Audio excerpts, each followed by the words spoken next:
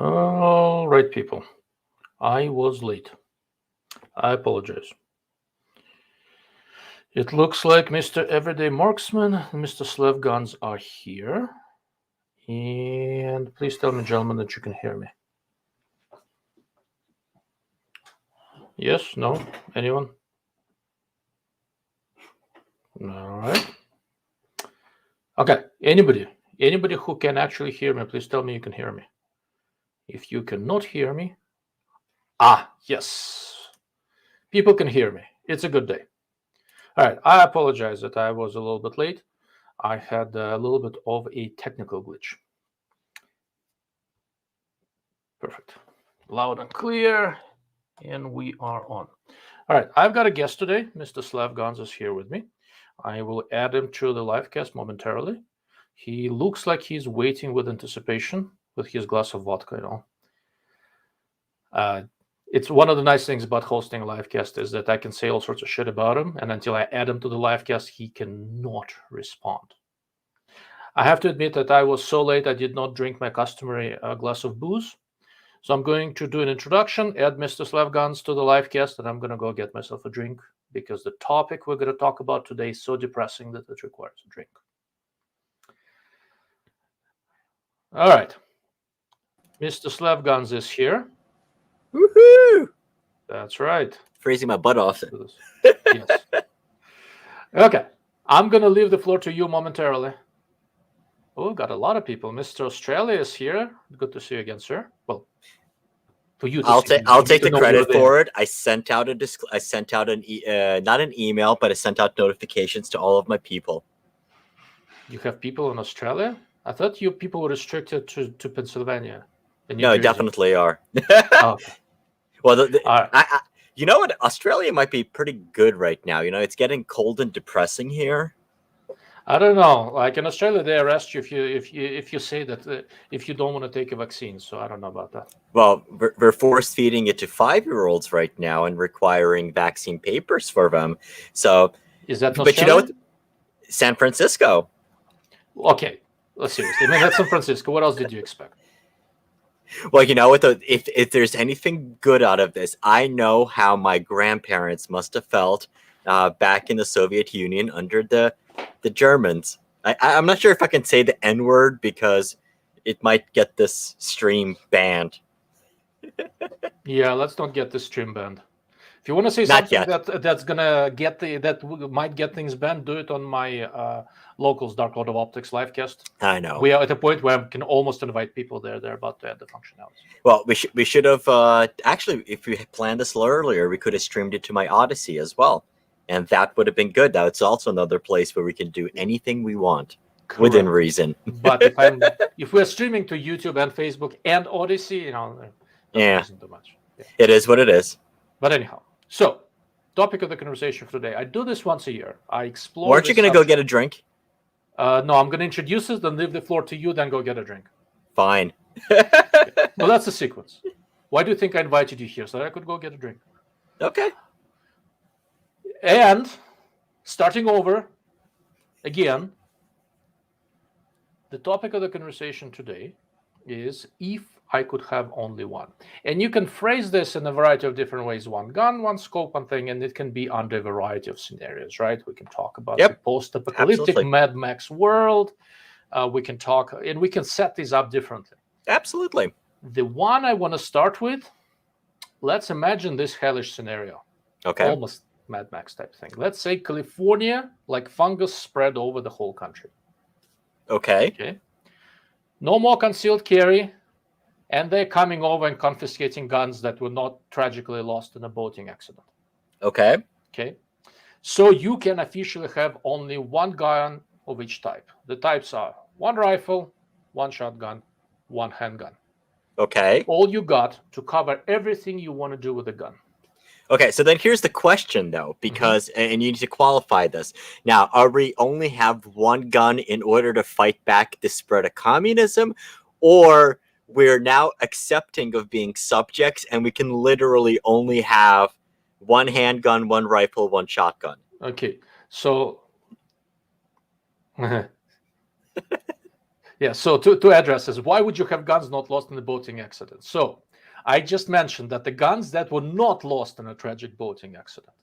So let's say that for the time being, these are the guns you can use in your day-to-day life, and the guns that were tragically lost in a boating accident in your backyard do not count.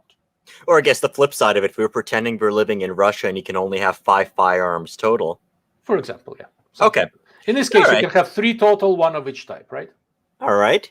Okay. Now I'm gonna let you think about it for a moment, Done. and I'm gonna go get myself a drink. I only need one rifle. It's going to be a Mosin Nagant with an Arkin SH4. A Mosin because it's been killing commies for like hundreds of years, and an Arkin SH4 because it's the best scope there is in the world. Okay, now I guess a more serious answer. I was thinking about it. It took me a long while, and I'm like, okay, it's got to be a Mosin. And I know within the industry we've been kind of poking fun slightly at Arkin. Not that necessarily that they're bad scopes. It's just that we have this greater than Dow stereotype almost of some sort. So I wanted to bring it in. But now I wonder, what's he going to bring to drink? And no, this is definitely not vodka. I am a Slav, but not that much. Don't like vodka. So if we're going to talk about 3 guns, it's going to be... and this is the weird one. Okay, so shotgun. I don't know much about them, but it's probably going to be... I only have 2 shotguns right now. So it's a 940 JM... Wait, no, never mind. I have 3 shotguns right now. Gun problems that you don't remember what you own. All right, so since I have to... I guess he muted himself.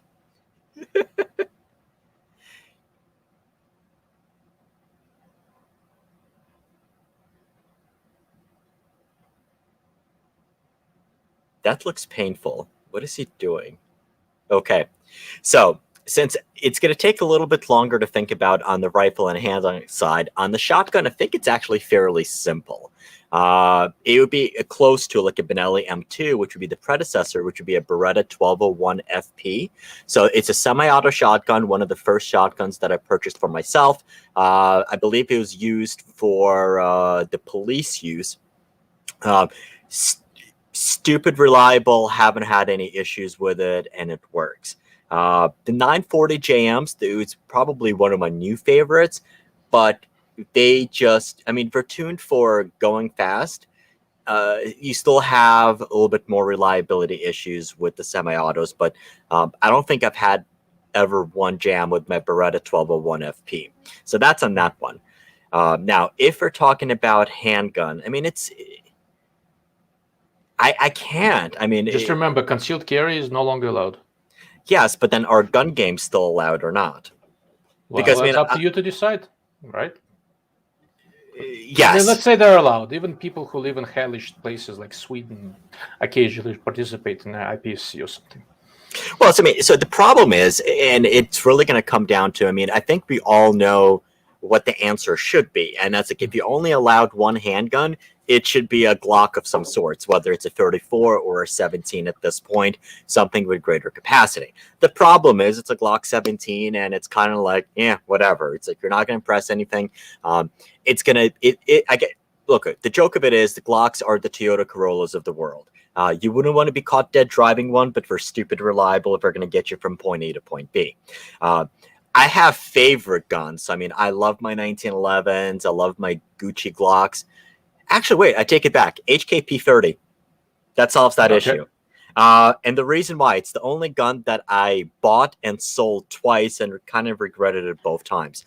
It's reliable enough. I have yet to. I did not have any issues with the 2 that I owned. I mean, there are people who did test with them. They have 90,000 rounds without any issues, without any parts breaking. Great ergonomics, middle of the road trigger. And it's an HK, so it's still going to impress some people. I love my CZ. Okay, I'm sorry to interrupt you. I just learned something important. It turns out that everyday marksman likes double action, single action guns. Wow. He will never be able to live this one down. So saving this for the future, filing it away in my memory banks. Well, except my favorite gun to shoot is actually a CZ-SP01 Custom from the CZ Custom Shop, and that's my USPSA match gun. But it's not a practical. It truly isn't a practical gun. Now, if you're talking about my home defense gun, I have a Glock and a Smith & Wesson M&P. Because if you have to use it, and you're going to have to end up losing it, you're not going to miss them. Okay. And a rifle. You can get only one. Pepper. Original Robinson. The original Robinson Arms imports Vepr 2 in 760x39. Okay. So your choices are Vepr 762 by 39, your HK P30, and Beretta 1201 FP. Beretta 1201 FP? That's yes. shotgun? Yes, it's a predecessor to the Benelli's. Okay. It was made for field and police use. It's a great gun. It's a great semi-auto gun, stupid reliable. It's a lot of recoil, but it's been 100% stupid reliable. Excellent. All right. Then I'm going to offer my choices then, and then we can have a healthy discussion, look at some comments. And then we'll look at some other scenario. I know what gave it away. So if I can't carry this thing, I'm keeping my long slide 10mm Glock with a red dot sight and iron sights, 6-inch barrel. I can comparatively comfortably hit plates out with it to about 100 yards. If I want to go handgun hunting, remember I hunt. You don't really hunt very much, as I recall. Nope. So for me, I need, almost everything I do should have some ability to hunt, right? But I'm not a shotgun guy, so that's an exception. Yep. For handguns, long slide 10mm Glock. I actually have 2 or 3 of those. I don't remember now. Kind of fancy built up, but the nice thing about the Glock, it's a Lego gun. I can change everything on it, repair everything, redo everything. Nice thing about 10mm Glocks is that if you need cheaper practice blinking them, with a shoot 40 Smith & Wesson just fine. Just see the bullet out longer. No, actually, no. You factor ammo. I've been doing that. Nice. Yeah, so what happens is that then after that, if you switch to 10mm, you need to clean the barrel because some of the dust accumulates in the chamber, some of the exhaust. But that's largely it. For shotguns, I am unabashedly not a shotgun guy. I'm hoping to change it at some point, but time constraints are kind of interfering with all my different attempts to become a shotgun guy. I own one shotgun. I try not to talk about it too much because it's a Remington. And I have many times mentioned how much deep abiding love I have for anything Remington. Yeah. But it is an old Remington 870 that I glued ghost ring sights on, and I basically use it like a powerful rifle. I'm not a shotgun guy. I've never done clays, nothing like that. Maybe someday. Yeah. Not just yet. Okay. Now, I'm keeping it. Basically, if I were buying a new one, I would probably get a Mossberg. They have the A1, 590A1, which is a mil-spec version or whatever it's called. When my nephew wanted to buy one, I walked him into that guy, and it's great. It's a great shotgun. One of the big interesting things about the Mossbergs is that with a little plug insert, you can also use mini shells in it. Yep. And the mini shell in a full-size pump shotgun is a great shotgun to teach kids to shoot. So if I were going for a shotgun, I would probably go for the reliability of the pump gun, given that I don't plan to shoot birds, at least not the flying ones. For an ostrich, pump shotgun is great. All right, where were we? Oh yeah, rifles. Rifle is interesting. So I'm fundamentally a rifle guy more than anything else. I shoot almost anything, but I am a rifle guy. And I was thinking about it, and historically, if I only had one rifle choice, was basically an AR-15 chambered in 6.5 Grendel, 18-inch barrel, moderate weight. And the reason is that I am a precision guy at heart, but I also hunt. Right? Yeah. But I also go and take AR-15 classes, and I do defensive style tactical AR shooting, things like that. And I want a gun that can do all of that. If I didn't do the tactical thing, the close quarter stuff, I'd just get a bolt gun. Yep. But I do, and I want to have some extra capability, extra speed in my rifle. So that's why I'm going with a semi-automatic platform. And AR-15, once again, is a Lego gun. I can take this down to the last spring and rebuild it and do whatever hell I want with it. And the 6.5 Grendel does have pretty decent barrel life. This has been my perennial choice for about a decade, since I started thinking through this once a year. And last year, I thought that I'd build myself a 6-arc gun, and that will probably replace the Grendel for me. No. It's close, but no. Yeah. So, I mean, I have 4 or 5 6-arc guns right now, but I would still go 6.5 Grendel just because you have a little bit more flexibility with it. You have more flexibility in terms of what it's going to be good for. It's going to be a little bit better suppressed, and there's just a whole bunch more parts for it available, and just for commonality. 6-arc, I think there's still some issues that will need to get solved with the cartridge. Namely, it's going to be the pressures as to what's going to be what it's going to be standardized to. And there's still some barrel manufacturers who are having issues with calculating the proper dwell time with undersized gas ports and just the wacky gas system. But I mean, what's kind of most interesting for me is, I mean, I picked 3 guns that if I could only have one, those would be the only 3 guns that I would pick. Yet now ask me the same question: how often do I actually go shoot those guns, and when was the last time I actually went to shoot them? I'll give you the answer. The P30 I don't even own right now. It's one of those guns. It's like, it's an awesome gun, but it's kind of like almost like the SIG P226 with me. I owned them, and when I owned them, I never shoot them. The 7.62x39 Vepr AK. I don't like shooting the AK platform. I think the AR platform is just that much better. And I shot it once since I bought it, and it's in the trophy room.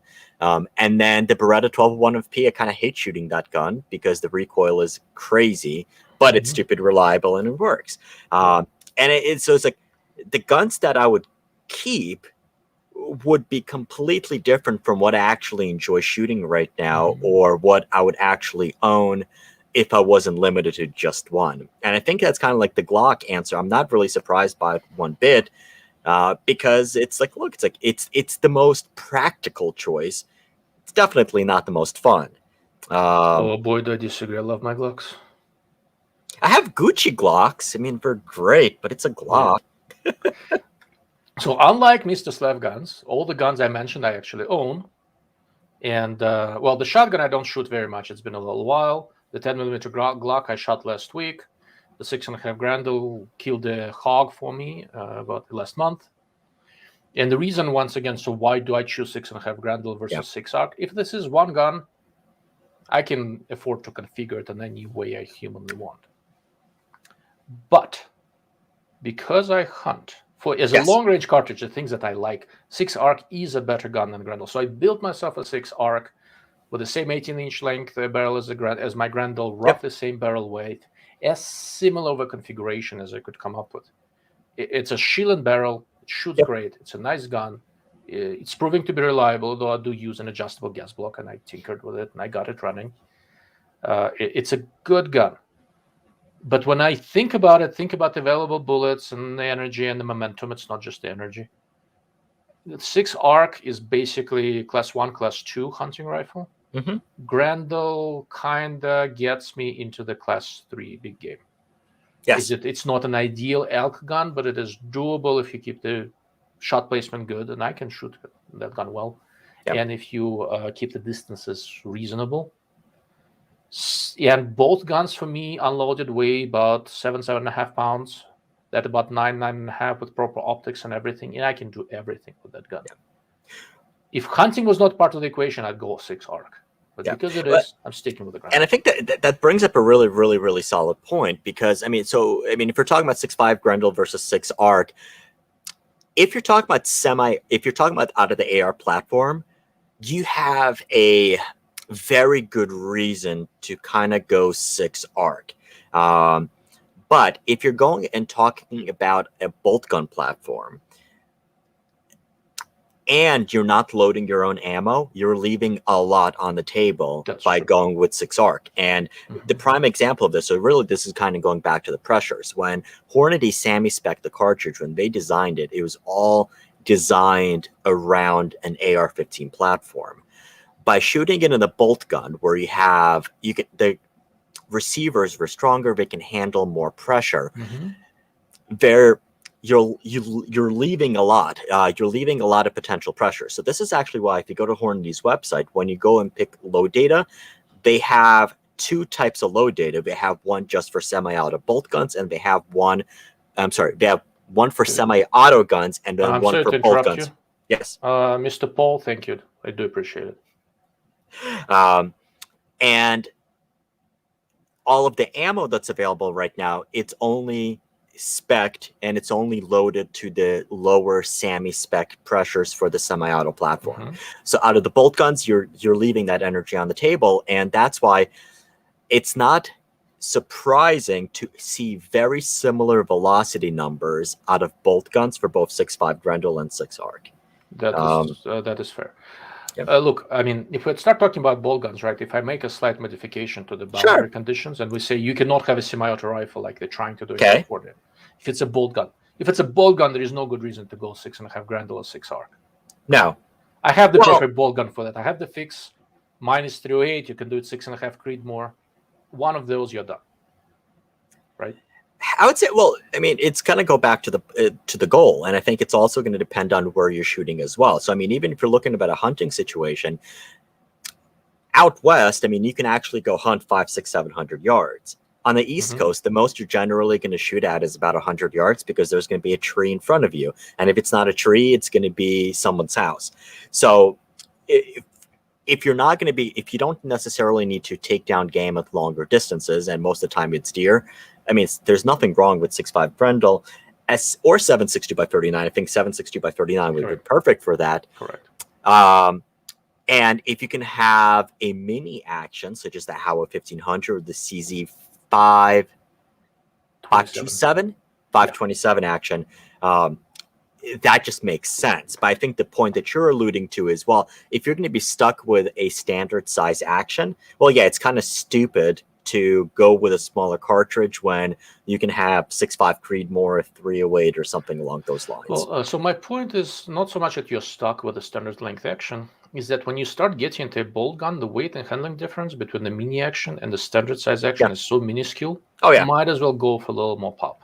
Absolutely. That having been said, once again, if I were back east, and I'm not, where I live, where I shoot, you can basically look in any direction and see nothing but cactuses and desert and shit. If I were back east, I would not do 7.62 by 39. I would do the blackout, because I can do suppressed subsonic and supersonic, right? So, okay. And that would transfer to the AR, to the whether it's semi-auto or bolt gun, because I can do a ton of fun stuff with that cartridge. And here's the East Coast answer to 300 blackout. It's only cool if you can suppress it. Otherwise, you're wasting time. Because I think what we didn't set for the agenda is, number one, are you stuck purchasing the ammo, or can you actually load your own ammo? Because that's going to be a huge difference as to what you want versus what you should. All right. Since it's my show, I will say you have both options for now. I'll restrict it as we go forward. Okay, well, here, I'll answer the 300 blackout question, because I mean, one of the scenarios that usually plays out is you only have one gun and you're stuck, and now we basically have civil unrest, and you literally have to defend your property, or you got to go find stuff. You're more likely, if you're breaking into a gun shop, you're much more likely to find 7.62 by 39 than 300 blackout or 6mm arc. Not out here. I barely ever see 7.62 by 39. Okay. Yeah. Couple of points. One, if there's civil unrest, I don't care what the laws are, and then all the guns are just lost in a boating accident magically start floating, right? Okay. And then the ammo that I lost in the boating accident also magically starts floating, and I'm good not foraging for ammo for 300-400 years probably. It becomes a different discussion. Let's say we are law-abiding citizens for the time being. And we stick with that. So basically, so we're talking, things are what it is, except we just got some really crappy gun laws, and we're limited to the number of guns we can own. Yeah. All right. Yeah. Basically, we're saying if there is civil unrest, like I said, all the guns that were lost in a boating accident miraculously resurface, and this is a different conversation, right? All right. Okay. So right now we've, I think, more or less finished exploring the situation where, well, we have to abide by some laws and maintain our lives and go shoot because we like shooting. Okay. All right. Let's look at the comments real quick, and then I'll throw a different scenario at you. All right. What do we have? Bunch of people saying that I'm late. I was late. Oh, by the way, since I do have a drink, anybody who guesses what this is gets T-shirt if I have that size. That is a glass cup. It is not. It's not. It's not glass. Polymer? Plastic? It's a crystal cup. Anybody who can guess what's in a darkened crystal cup? All right. Let's see. What do we have? Mr. The Implication has politely implied that there are boating accidents out there and that you and I both don't boat enough. You do not know that. Mr. Joe Morgan says that his A2 carbine will beat communism in Idaho. If communism ever figures out where Idaho is, yes, probably. Wait, hold on. Didn't they just select Des Moines City is in Iowa, correct? Des Moines is Iowa. Iowa. Boise is in Idaho. There's Idaho and then there's Iowa. Okay. Never mind. Those are different states. For the East Coast people, that's not the same place. All y'all big square state people. Yeah. Although this is weird because I live in one of the biggest rectangular states. Pretty much. Okay. Mr. Ball Infinity goes, isn't France a limit of 4 total as well? I actually don't know. But if I have accidentally simulated living in France, I will need more alcohol. All right. While I look for the next question. So in Russia, the limit is you can only have 5 firearms that you can shoot, although you can apply for a collector's item, a collector's license, and you can get as many as you want. However, you can only have up to 5 that you physically take out to the range and have as your main guns. Yeah. Yep. Look, if the laws get that bad, I need to choose which guns I like shooting and do everything I need. And these are the only guns I want the government to know about. Yeah. So that's basically the scenario.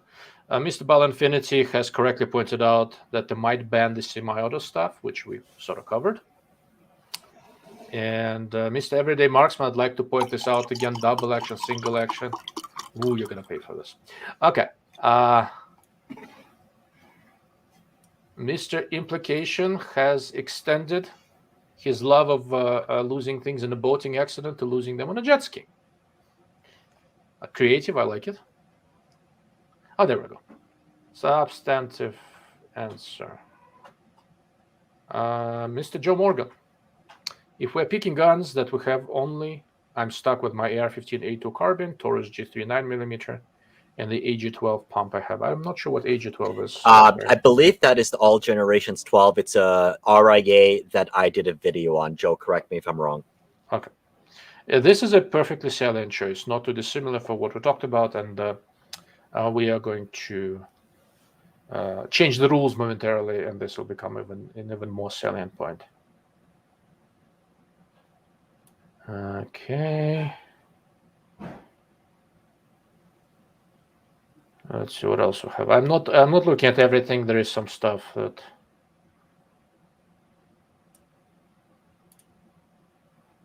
Every deck mark PO1 with Cage and Gunworks upgrades and an Epic as my ADC. So before I make fun of Everyday Marksman too much, I actually own a double single action CZ75 compact that went to Cage and Gunworks for the trigger job and all that sort of stuff. So, and it is a great gun.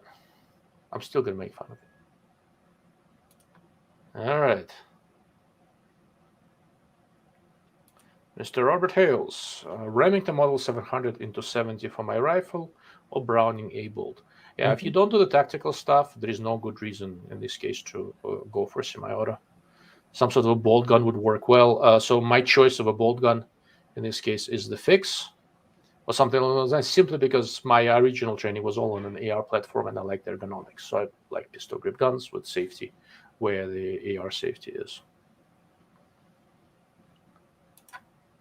Mr. Chen, CZ P10F, Mossberg 930, and a lightweight AR. Yeah, that's other than semi-auto handgun, that's very, very similar to what I would have chosen, but very close.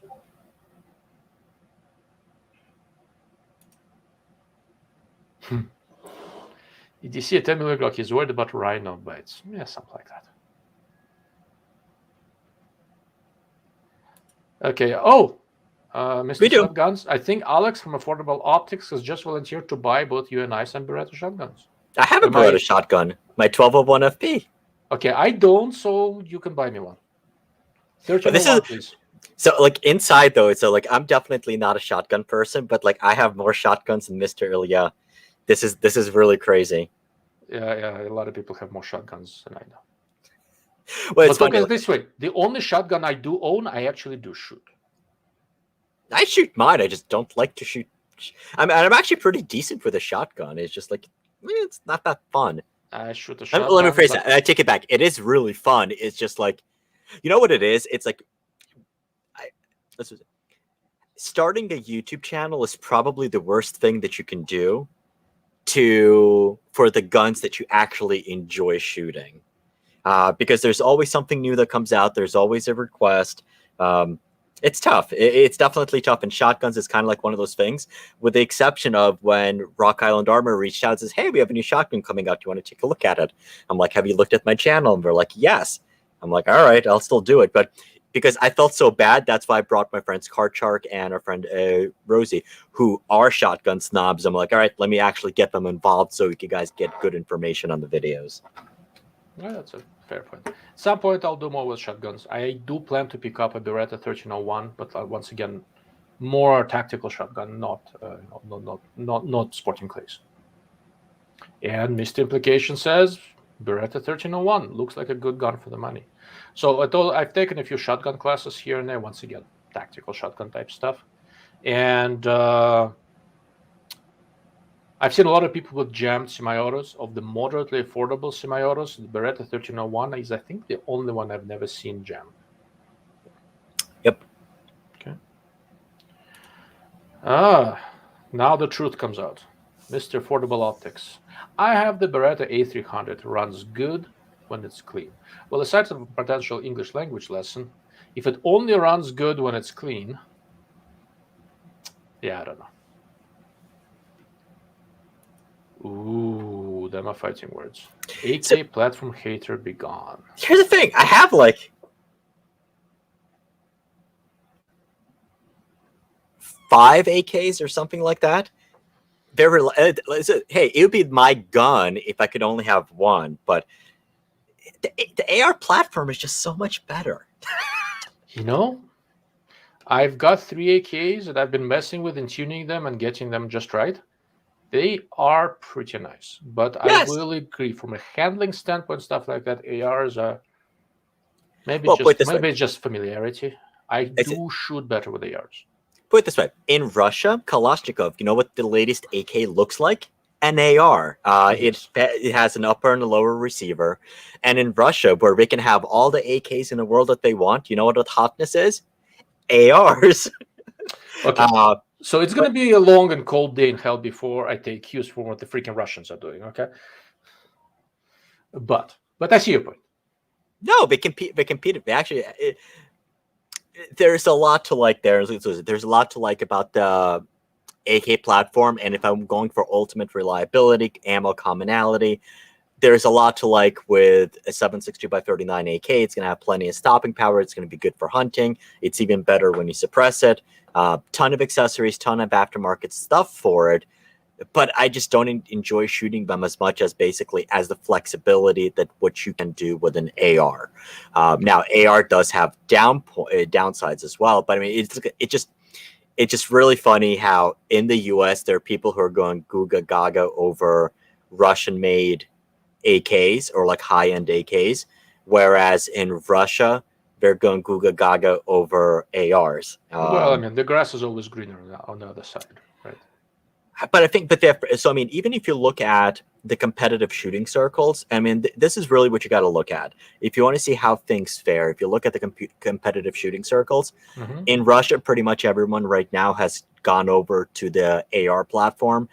And in 3-gun, you won't find anybody with an AK platform. Now, the new AKs, the new generation of AKs that just came out, they do look really interesting, and they do solve a lot of the issues. But I mean, from my world, from the precision perspective, you can just do more with an AR platform. But it doesn't mean the AK is bad. It's just like it's what your preference is. That is a fair point. So I will add though, I live in a fairly warm part of the country. If I lived in Alaska, for my semi-auto choice, I may have gone with AK. Simply because when it's really cold and everything is frozen, AKs are easier to get running than ARs. Oh, absolutely. So, all right, let's move on. Mr. Joe Morgan is sticking to his 3. Lots of mags. Okay, good reasoning. Oh, Mr. Joe Morgan goes, hey, I started on the AK. I'd still have one if I had the funds. So I got into the AK thing comparatively late because I moved out of California and all of a sudden I had access to them. I will say this. So my favorite AK is a US-made AK. My favorite AK is the Palmetto AKE. With good ammo, it is surprisingly accurate. The trigger is good. Yep. It's never jammed on me. It's a really nice gun. 7.62x39 is not a distance cartridge, and I am fundamentally a long-range guy. But once again, had I been on the East Coast, that specific gun would have been a very, very strong contender. I do not expect to ever wear it out. And inside of 350 yards or so, if I can see it, I can hit it. Oh, yeah. So, and we'll get to the optics choices momentarily, which is the fun part for me. Okay. Western Rifleman, a 7.5-pound AR, unloaded. For me, and a plain Jane Glock 1719. Yeah, I'm more or less with you. Other than, I would go with a 10mm Glock in this case. But for some next scenario, it would be a 9mm. Yep. And once again, Joe Morgan, if 56 is good enough to kill communists in the 60s, it's good enough now. Well, technically, we lost in Vietnam. So there are probably more efficient ways to kill communists, but 5.56 was never designed to kill; it was designed to wound. In civilized warfare, 5.56 has a lot of advantages, but doesn't really have enough stopping power. Well, I mean, to be fair, so if I'm throwing hunting into the equation, if you throw hunting into the equation, it can be done with 5.56 or even smaller stuff. Yes, it's really not ideal. Yeah. And this is a very, very salient point. AR-15 and Glock are well proven the world over. They are the pro fighter's choice. That is true, and it's not an accident. Okay. All right. Who knows what Narinko T97 is? I believe that is SKS. It's one of the Chinese. Oh wait, no. The T97 was there. I looked it up the other day. It's for own semi-auto gun. It's the one with the big ass handle on the back. Oh yeah. Okay. Narinko T97. Oh, I see it. Yeah, it's a Chinese bullpup now. Alex, Mr. Affordable Optics lives in Canada. He doesn't know any better. It's practically China. Well, but here's the thing, though. So in Canada, you can have a lot of really cool guns that you can't have here. So one of them that I kind of envy them, they had SVT-40s, like in so many more SVT-40s. I would really love a Russian Tiger, which is basically the modern sportinized SVD. And once again, I want it because I can't have it. Would I shoot it? No. It's still like a 2 MOA gun, and it was never really designed for it. Well, like I said, Canada is practically China, so I don't think we have to discuss his preferences too much. Doug B, SIG Cross for lightweight bolt gun. Bingo. So my choice is the Fix by Q. SIG Cross is along those same lines. Now, just to correct, you want one of the new fixed ones, or do you want the original that you pull the trigger, got to wait a couple of seconds, and the gun might go off by itself? Ooh, that hurt. SIG can take care of themselves. It's a good gun. It's a cool gun. Yeah, I still haven't shot it. It's on my list to review next year. You didn't shoot at a Comp Expo? Oh, never mind. I shot it there. Yeah, I shot across there. Liar. I shot it once. Through my Fix, I've got... He's getting old, people. He doesn't remember what he shot. Look, It's if my I memory, can't as I remember. said in my latest video, if my memory gets any worse, I'll have to run for office. Apparently, it's a prerequisite these days. I don't remember what guns I own. They were all lost in the boating accident. So here's the thing: I shot the Sig Cross 3 times at Comp Expo, and through my fix, I am this close to wearing out a 308 barrel. Think about that. What? It's one of the. You're wearing out the barrel? You have How like 5,000. Yeah, how many 5,000 rounds for it. Oh, I have a lot more than 5,000 rounds. Really? Wow. People do not realize how much I shoot of a lot of different stuff. There are certain Congratulations. advantages. There are certain advantages to working from home. And the caliber 308, 6.5 Creed. I am with you, Doug. All right, let's see what else we got. Ooh, oh, there we go.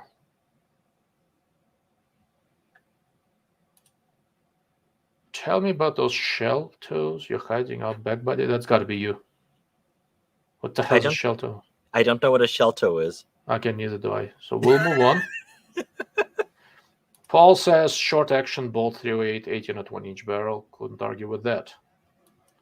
Mega Gooch. I'd take a normal action over a micro action bolt gun every day. More versatile, more stock magazine options. I fully agree.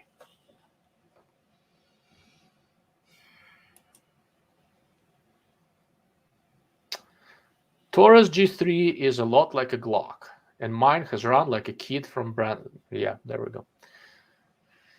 Okay. Oh, this is actually interesting, but this is worth discussing. The implication. If you only have one gun, you take a handgun to maintain freedom of movement. What are your thoughts? So on what some people know, I mean, I own njgunforums.com. So on the Discord server, we actually had somebody, and over the last 4 days, there's been like this massive pissy fight over what somebody would take, and it really depends on.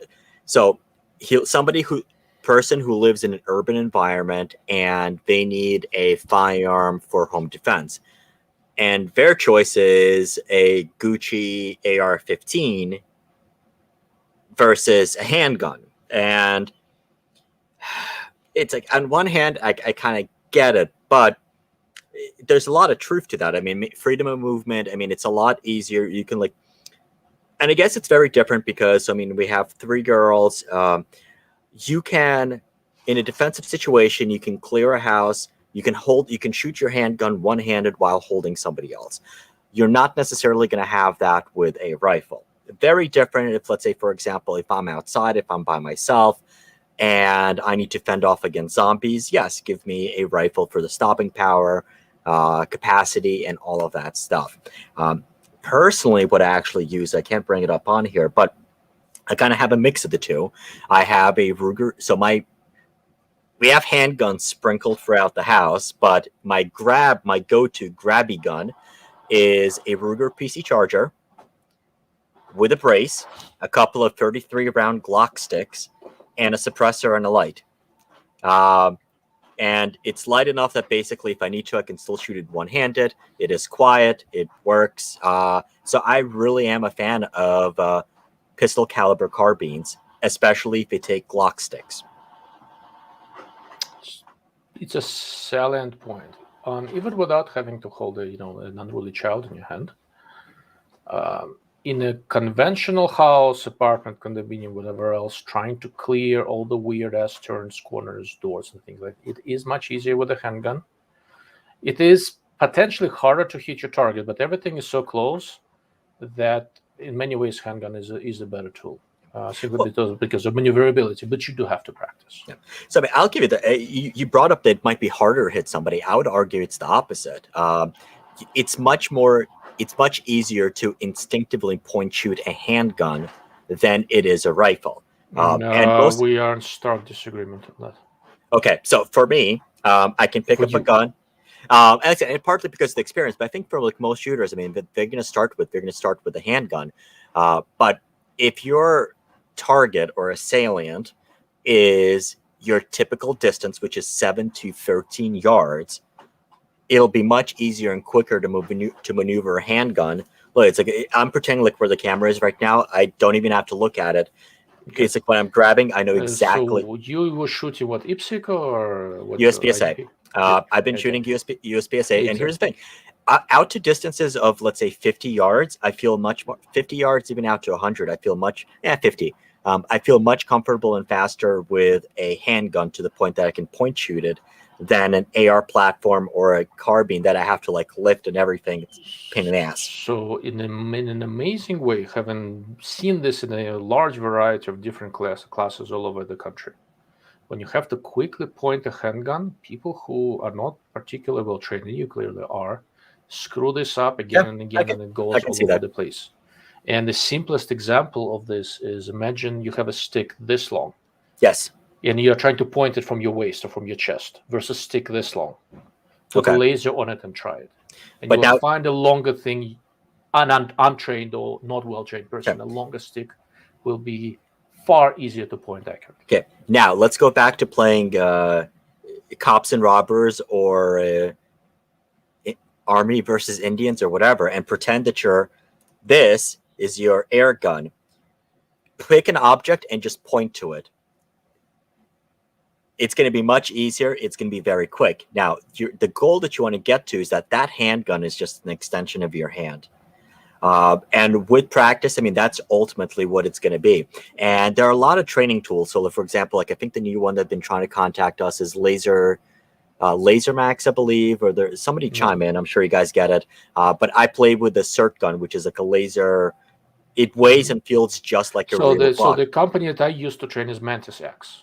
Okay, Mantis. Yes, Mantis. Yep. And Mantis actually works great for this. So we need to move on in the comments, so I'm going to interrupt you. The basic point you're making is that if you train, everything works. If you don't train, something longer is easier to point. Yep. That's just, unfortunately, human nature. And having gone to a bunch of classes with beginners, I see this again and again and again. If you train, makes very little difference what you have, as long as you train. All right, let's see. I'm going to skip a bunch of stuff. We got a lot of comments. So let's move on to the next point. Yeah, I just want to see if there's anything. 20 minutes. Okay, if there's anything good, then I will go. There's a lot of good stuff in there. There is a lot of good stuff. SBR. PP archives, boating accident in New Mexico. That would be an easy find with the dried up lakes. He has actually a lot of lakes in New Mexico. I didn't want to go there because he was going to answer with that. He's going to name some lake in a desert. Yeah, there's a ton of no, it's mountains. There's a ton of lakes out here, and I can park a boat in a desert and lose a bunch of guns there if I have to. Well, see, like I know that you're going to name some lakes there, but going to Colorado, so you like on the East Coast mentality, you think the Colorado River is something like this big ass river. When we went to Comp Expo, the Colorado River runs right for the driveway, and you drive right over it. You can spit across it. It's that small.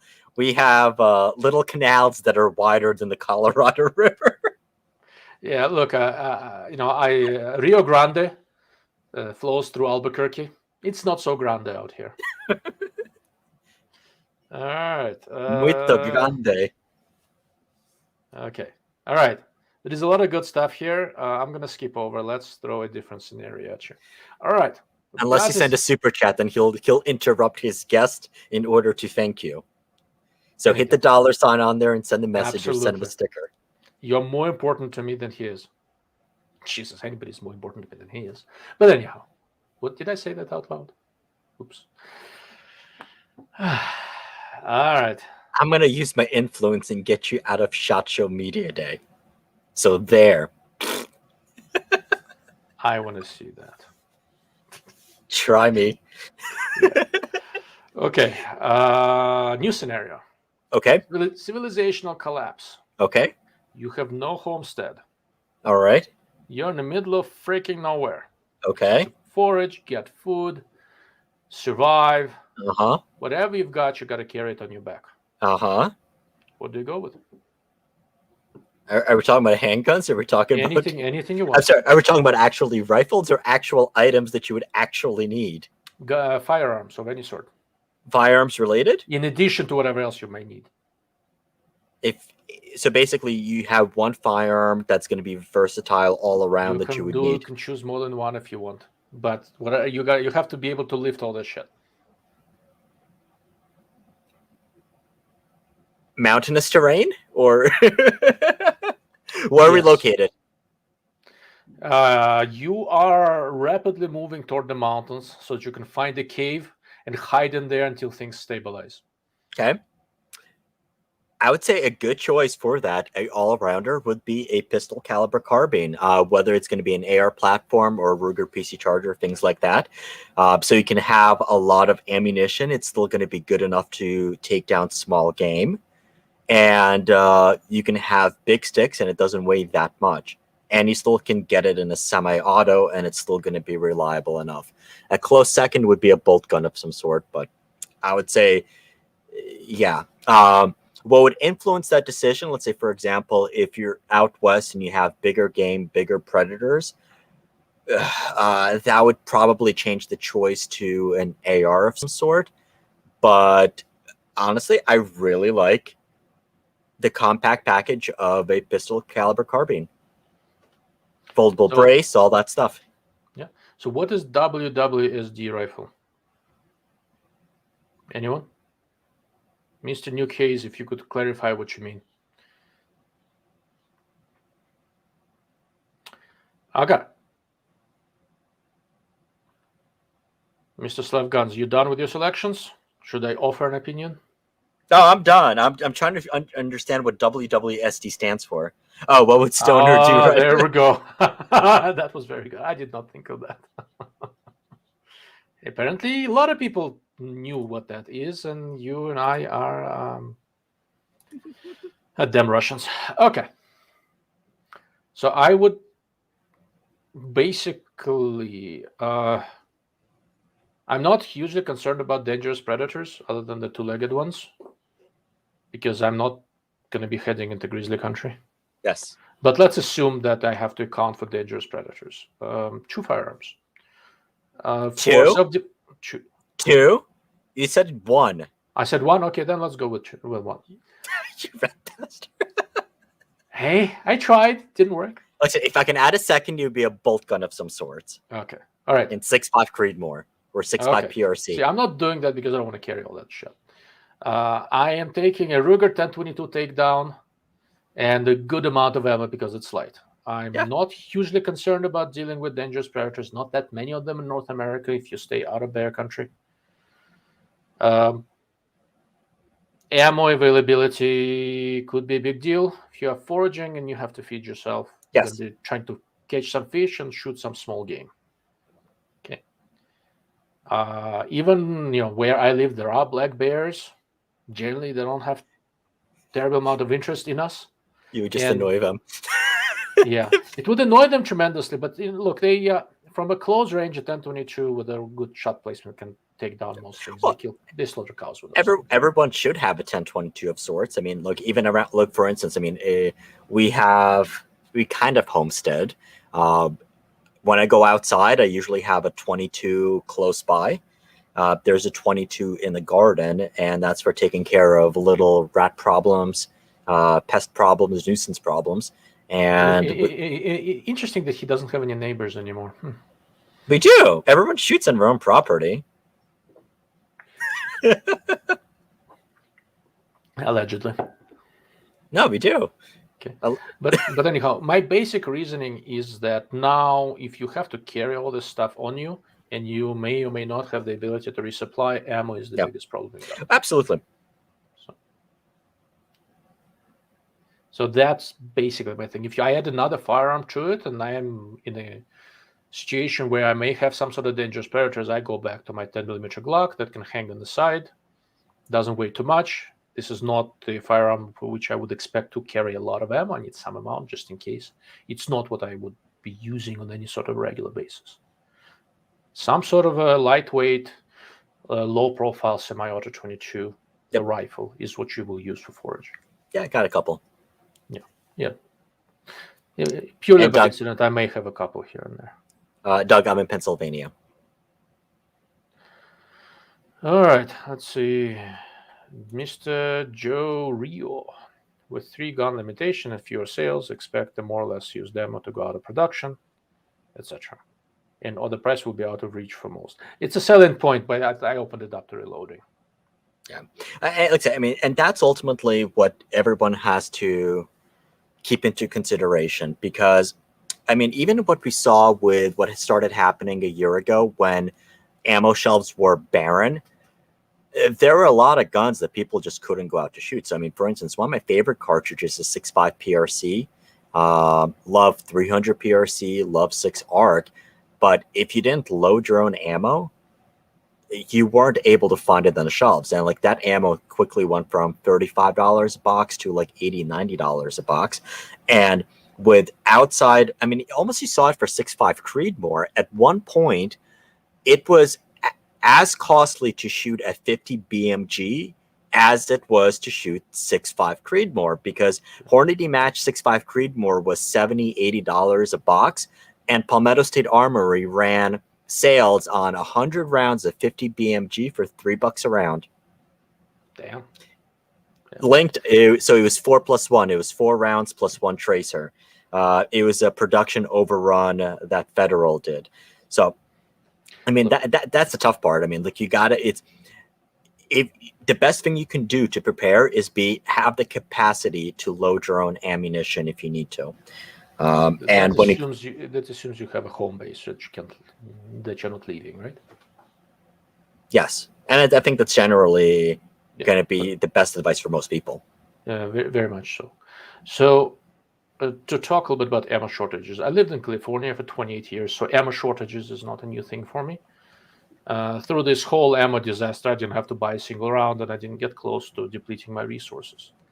That having been said, I'm watching ammo prices very carefully. Once I get down to a manageable level, I'm going to team up with a couple of people. We're going to buy probably a pallet or two of 5.56, pallet or two of 9mm. We're going to invest some money in this when the prices go down, because this ammo shortage thing, it's not the last time. No, definitely not. All right. So if you can afford it, if you're able to pull together with a couple of people, at some point when the prices drop low enough, I recommend you take a common caliber and stock up.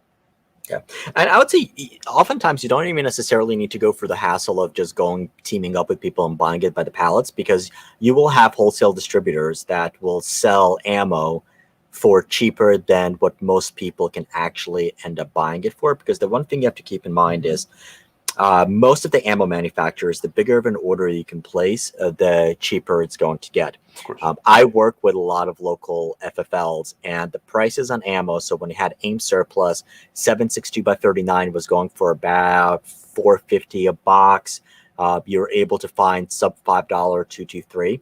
Those prices were cheaper than the prices that an FFL could actually purchase that ammo through their distributor. So oftentimes, I mean, it's when you find it on sale, or let's say, for example, like Big Daddy Unlimited, or you have AIM surplus is usually really good for that. Just buy it. You can also reach out to a distributor directly, although we're not going to have Russian ammo coming in anymore until they revamp and send it for a third country. But there's ammo, it's coming back, and yeah, I mean, it's very salient advice. You absolutely need to, for the cartridges that, one, you can't reload, and number two, that you'd actually end up using, stock up and have at least a year's worth of ammunition in stock. I would go longer, but sure. It's a, like I said, a perfectly salient point. Another thing that I got out of this ammo crunch we were in, which also something you sort of alluded to, in the past, a while back, I went through some sort of a slimming down phase where I sold off a lot of my different guns that I had that were in the exotic calibers, trying to standardize an ammo so that I could stock up. Well, when the ammo crunch hit, had I not really sufficiently stocked up, some of the really exotic calibers was the only thing you could get. Yes, so until that dried up.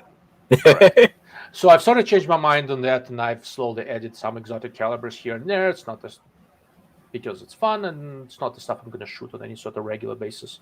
But next time there is an ammo crunch coming, and somehow if I run out of ammo, I do have a lot of options. If all you have is a 9mm and a 5.56, and they vanished for 18 months solid, as Mr. Slavgan said, you better reload. Yep. So, I mean, since we're talking about ammo, I want to handle the last two comments that came through. So yeah, Palmetto State Armory said they're going to start manufacturing ammo.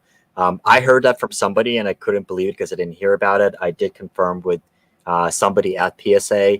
Yes, they are indeed going to have it. But what the only thing I'm going to warn is, just like every other Palmetto State Armory release, it's probably going to come a year or two later than what they actually said it's going to come as. Nuke had a comment: the ammo ban doesn't allow third-party country importation.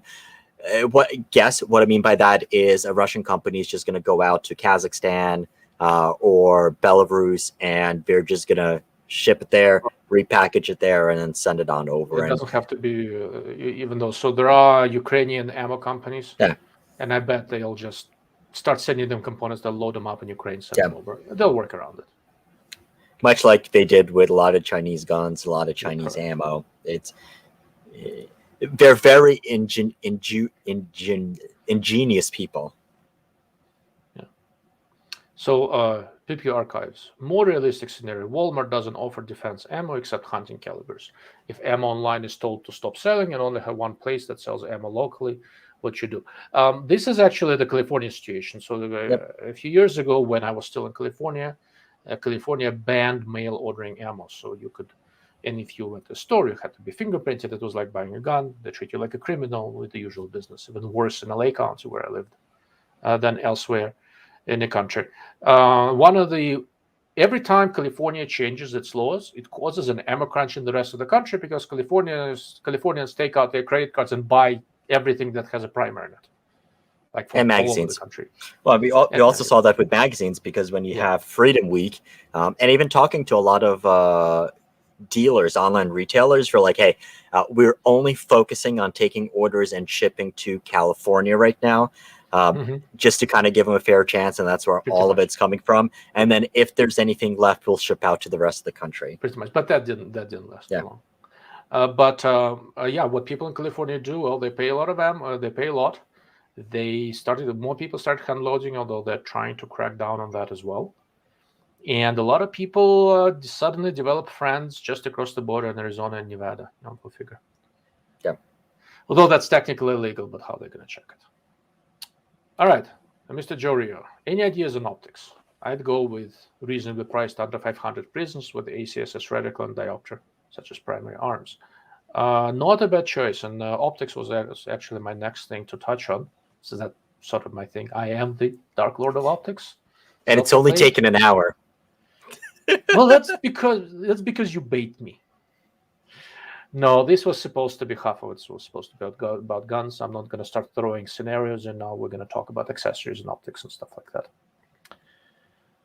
that. It really starts changing depending on whether you're going to start talking about long-range hunting and competitions, and whether you allow night vision and thermals. If you look at the thumbnail I did for this show, you will notice there are two ARs on there. One is 6.5 Grendel, another one is 300 Blackout. And both of them have low power variable scopes and thermal clip-ons. The whole scenario changes whether you're allowed clip-ons or not.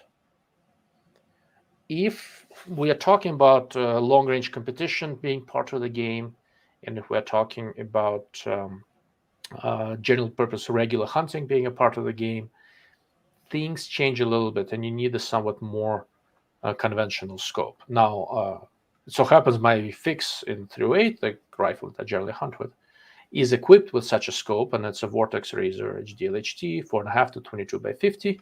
It's front focal plane, it's lightweight, it weighs about as much as a regular low power variable. Add an offset red dot or some sort of an offset sight to it, and you have a general purpose platform. So if we are talking about a general purpose long gun, whether semi-auto or a bolt gun, my general recommendation would be 3 to 15 or 4 to 20 or similar rifle scope that will do more or less everything that you need with an offset auxiliary sight, either a red dot or Seol, or even high quality irons. If you're young enough, your eyes are good enough, and you can do that, and that will cover more or less everything for you in the pitch. It's not necessarily ideal, but it will truly cover everything. Now, when we start talking about actual recommendations, it starts getting tricky, because if we're talking about tactical, so many of these scopes are starting to get heavy. And the reason why I keep on talking about this new Razer HT is that it's almost the only, it is easily the lightest ones of the good ones, right? And it weighs about 21 ounces. To give you an idea, the Razer Gen 3 1 to 10 also weighs about that much, 20.5 ounces, right? But the magnification range is different. In a one-gun scenario, as tempting as it would be to say go low-powered variable, I wouldn't. Because I can adequately get the 1x, the speed going with an offset sight, and I trained with that. Okay. If long-range competition is not part of the game, right, and I want to shoot an RL hunter and all sort of stuff, so for me it is. Long-range competition or longish range hunting is not part of the game, then low-power variable scopes start becoming a really interesting option if you can add a clip onto it. Because once your light starts getting low, it's doable, but they need help, right? You know, a good example, so I shot that hog in Texas last month. First of all, so somebody made this comment earlier, you know, the whole focus on big game is silly, and you are right. It was a 250-pound hog with nice cutters and all that. I am not Rambo. I'm not going after that thing with a knife, okay? Right? I'm going after squirrels. Anything that's big enough can go in its own way, right? There's a variety of problems with a truly big game. If you do manage to take one down without suffering any sort of injuries, how do you protect it from everything else that has large and has claws and wants a piece, right? If you're foraging, go after something you can lift and walk away with. That's basically general considerations. When I was going for that hog in Texas, I had some nice optics with me, nice binoculars and all that. There was a moonless night. Once the sun set and it got pitch black, at 150 yards, I could not see that hog. Maybe I would have been able to 20 years ago. I'm in my mid-40s. My eyes are not what they used to be. I still have good night vision. With a nice 10x42 binocular, I couldn't see it. Would I have been able to see it in a nice 8x56? Maybe, but it was a cloudless night. Had they been clouds on top, that's it. You have to have electronic help. So if you're doing a low-power variable, get a thermal. And I'll do more videos on thermals. I've been looking at a lot of them lately. There are some good options out there that are not hugely expensive. If you do not have a thermal, you need the proper full-size scope. Okay. Now, prismatics. For self-defense use and things like that, they are great. My comment on thermal clip-ons remains. If you're going to hunt with this thing in any sort of a low light, short prismatics work great with a thermal clip-on in front of them. If thermal is not in the picture and expect to hunt with this thing, I would probably go bigger than the prismatic.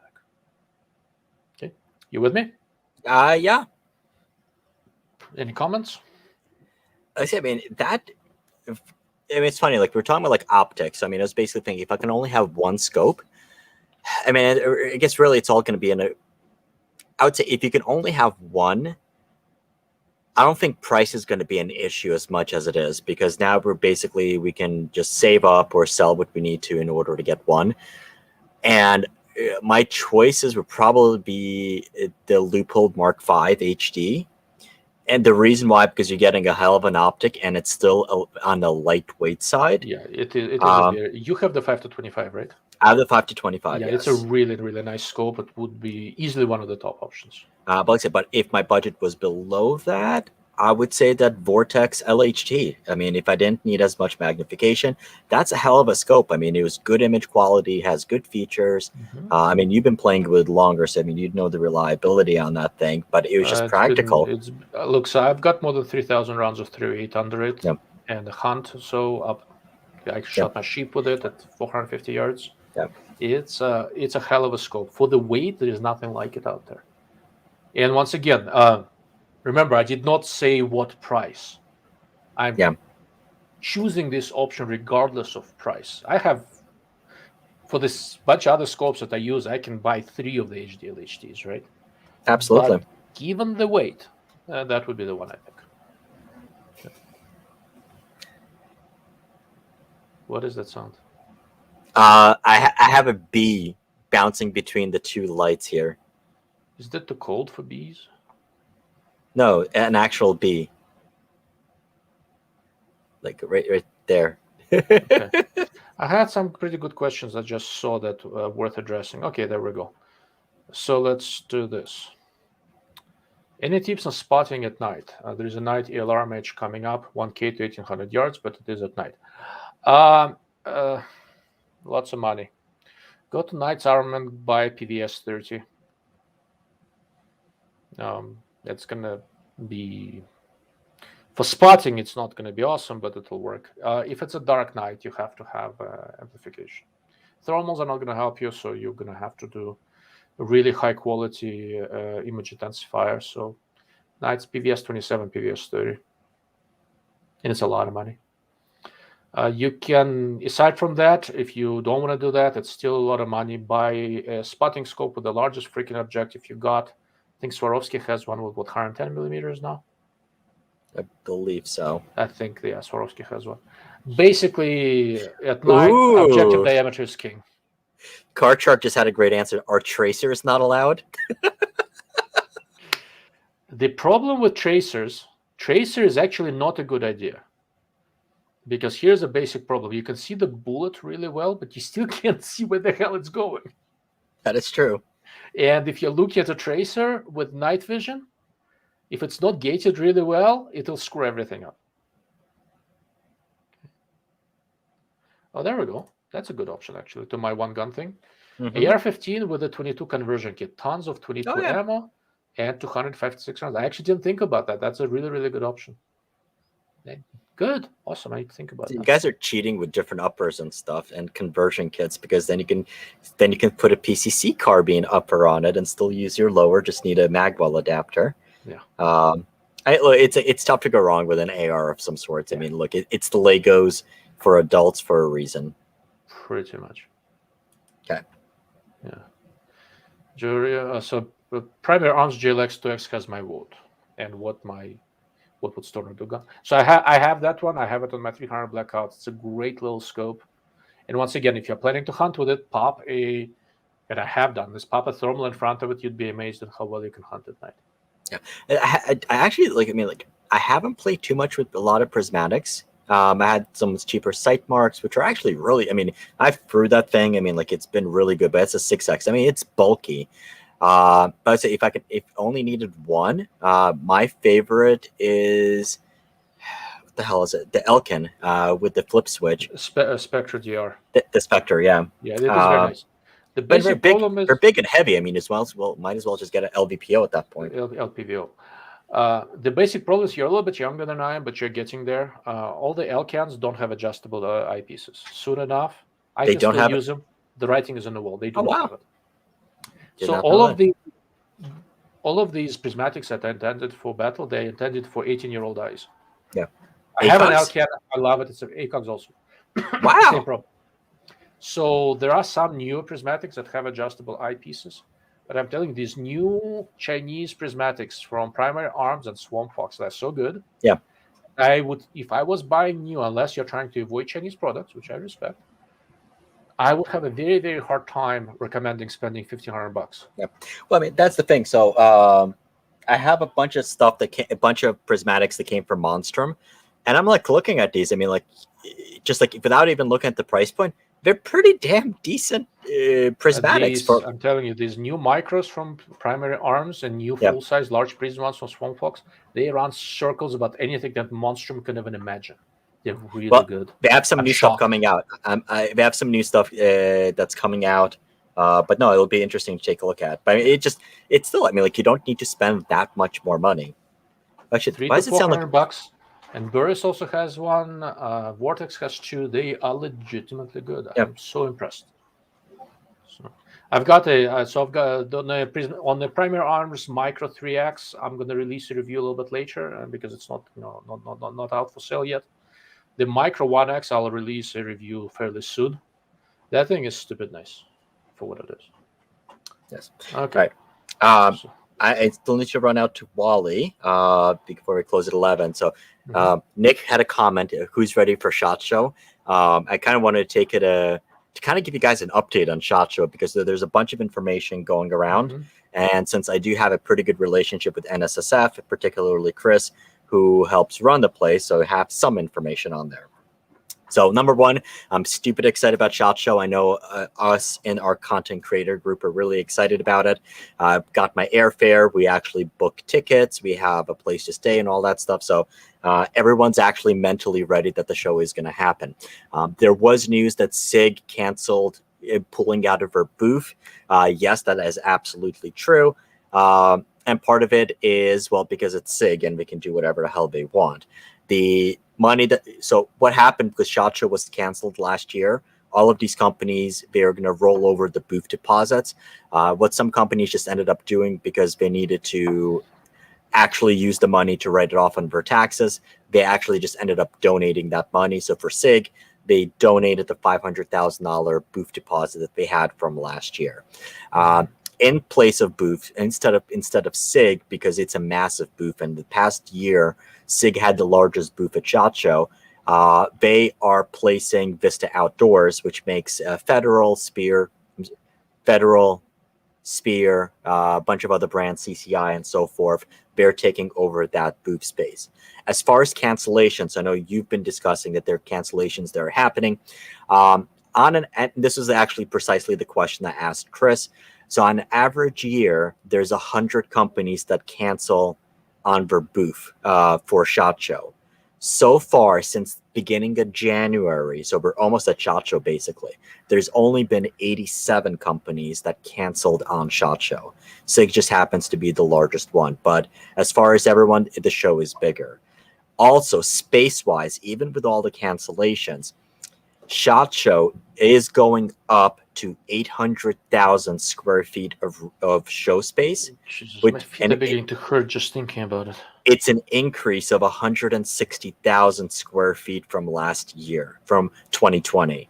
So even with everything happening with SIG cancellations, the total space is increasing by 160,000 to 800,000. So this will be the biggest SHOT Show yet. And everything basically everything is a go. The only thing that would, in NSF's position right now in SHOT Show, is they're going to do whatever is minimally required in order to hold the show. This came as a result of, there are some shows being held in Vegas, number one. So like CES, they're going to be 100%, you need to be vaccinated.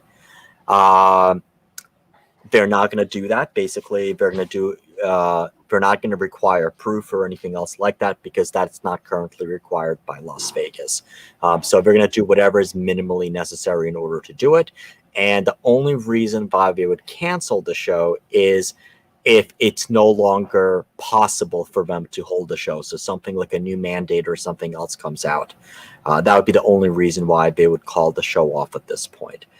And keep in mind that last year, SHOT Show was canceled by last week of October. And this year, I mean, registration's there, everything is still happening. Companies are getting ready for it, and we're almost just basically 2 months away. And I'm going to have a bigger announcement a little bit later on with it, but it looks like we'll be able to stream directly from the show. So as long as I have enough people, SHOT Show live stream is the website address. I have the domain registered, but we'll be able to stream directly from SHOT Show for the day. So you guys have that. So it'll be fun. But I'm definitely excited about it. So depending on the reception, I might be doing some short live streams, but since there are a bunch of guns there, if I do the live streams, it's going to be on my darklordofoptics.com website. I'm not going to experiment trying to live stream to YouTube while looking at guns.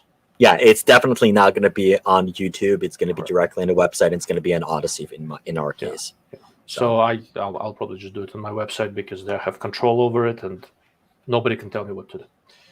Very cool. All right. So on that note, I am going to run out. Thank you very much for having me. It was awesome to see a lot of familiar faces and names. And on Monday, we have a new video coming out on the Savage Elite Precision 300 PRC. And we'll do a live stream maybe over the weekend. So on our channel. Sounds like a blast. Let me know when you do it. Thank you for Thank you coming very out. much. Really do appreciate it. Thank you. All right. Mr. Slavgans has left the building, fortunately or not. And I'm going to continue going through the questions, and then we've got about 40 minutes left to try to cap these nowadays at 2 hours. I don't want to do the very long ones anymore. I'd rather do another one soon than do it a 5-hour show. So here's a good suggestion: ZCO 420 with MPCT3X reticle. That's the newest one. For only one scope across everything I need. Hunting to ALR. Good choice. I actually have that scope here. I'm kicking off another high-end rifle scope comparison for 50mm scopes, so that's one of them. Kick-ass design. Really like that scope. Oh, that's a good question. Do you need a monolithic upper to have a traditional scope with thermal clip-on? No, you don't. Different clip-ons mount differently. I am going to pull up a couple of pictures for you and share them on the screen. So there's on the hog hunt I went to, I had 2 different ARs set up with thermals, and they were set up differently. And I will pull this up momentarily. I've got a folder with a bunch of pictures. I went over it when I did my live cast about the hunt. And that was, once again, it was not here. It was on my website. And where is it? Where are my photos?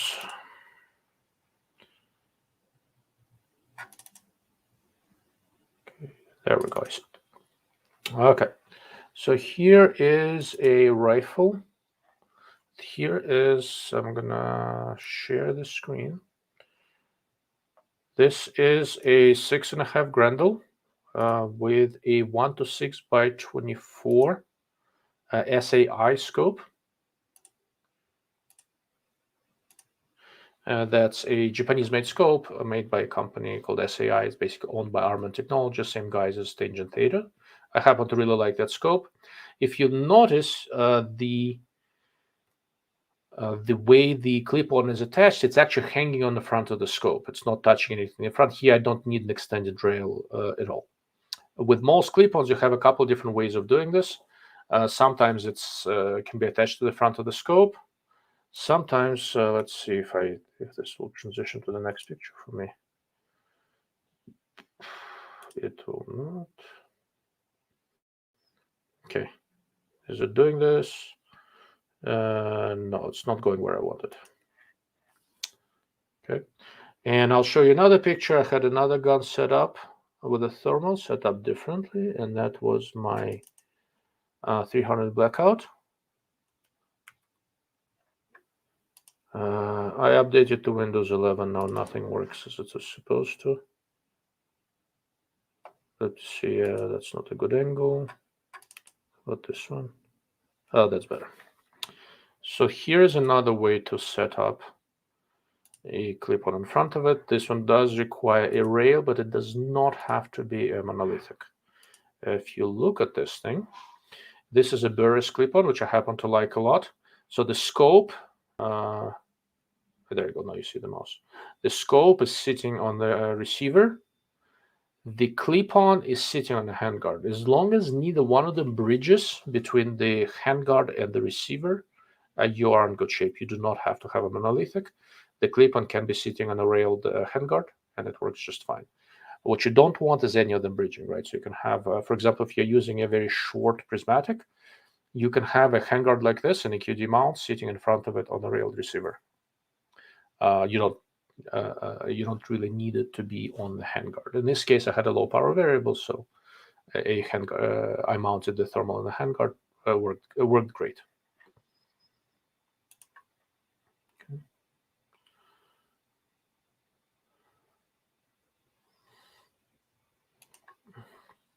My budget on my SPR is a SWFA 2.5 to 10, and I like it. Yeah, that's a great little lightweight scope.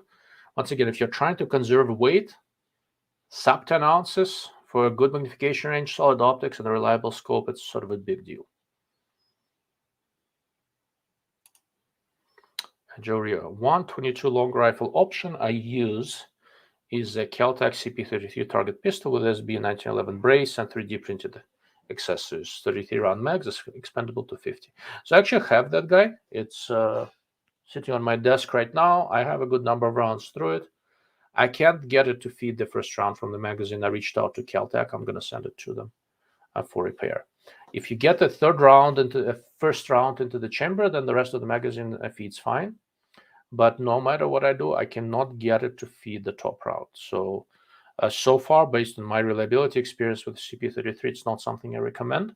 Aside from that, it's accurate. The trigger is good. It's a very fun gun to shoot. I've got a little adapter on it, on the back, so you can add any of the peak rail like SIG MCX type brace. It works really nicely, but it does not have the reliability of 1022. Yeah, from what I've seen so far. If it comes back to me perfectly reliable, I might change my recommendation from a 1022 takedown to a braced CP33. Mr. Implication. I'm running a Delta Strike on my Colt Socom 14.5 right now because of DLO, but he's trying to sell you. I'm just showing you the light. All jokes aside, Delta is an amazing scope for the money. A Razor is more than double the price, right? So keep that in mind.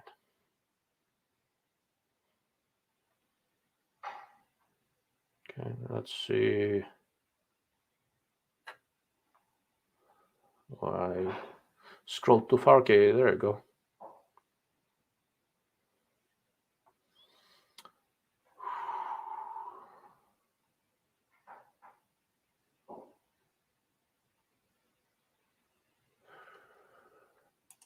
Interesting. Another 22 I use is a Romanian Nova Module Factory full-size AK-47 Chamber 22 long rifle. Incredibly accurate, a real gem. If you know about it, and the only gun I'd never part of. Yeah, I've never heard of it before. It's an interesting gun. I'll do some research.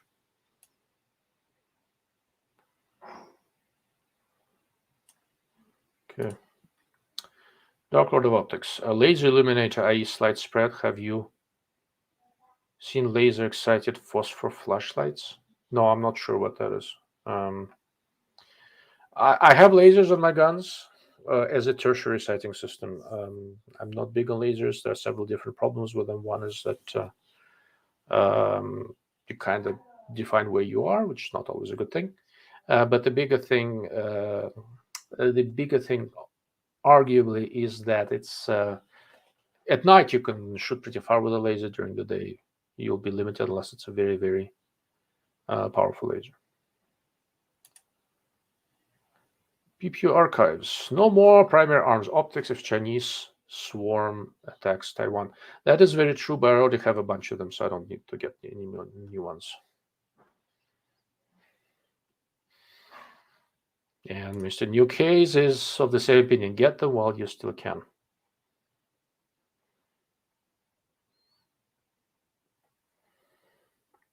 All right, there are some good recommendations on lasers and illuminators. I don't know a huge amount about them. I know about the M300. It's a nice one. Something to do about Russian lasers. Okay. I'm not up to speed on the more powerful lasers and all that sort of stuff. What's his channel? Slav Guns. I'm gonna put it in the video description after we're done. What? 2 hours, you slacker? So I have a standing desk. I don't want to stand here for 5 hours. Don't take it personally.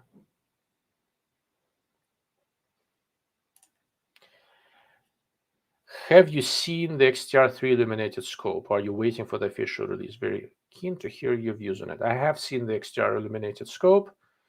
I have not tested it. I've used it. I've shot with it. It looks to be quite good. I think it's going to be coming out before you know it, so I'm looking forward to that. It should be a very, very good option. The 3.3 to 18 by 50 illuminated XTR3 will be a kick-ass general purpose design. PA and other optics are made in Taiwan and China and have parts from China. In reality, China will not attack Taiwan. Chinese philosophy is long-term, and most Taiwanese do not want independence. Just maintain one country, two systems.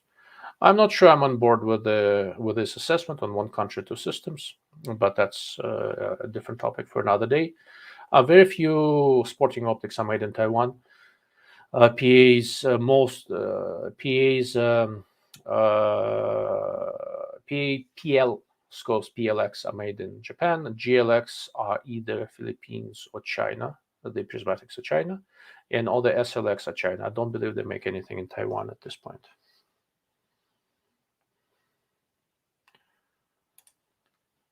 Ilya, do you have any thoughts on the GPO Spectra 1.5 to 9 by 44? Looking for a new hunting scope and similar mag range, but choices are few.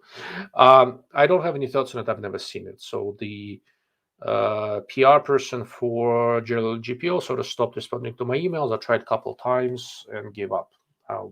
If they're a chat, I'll go talk to them.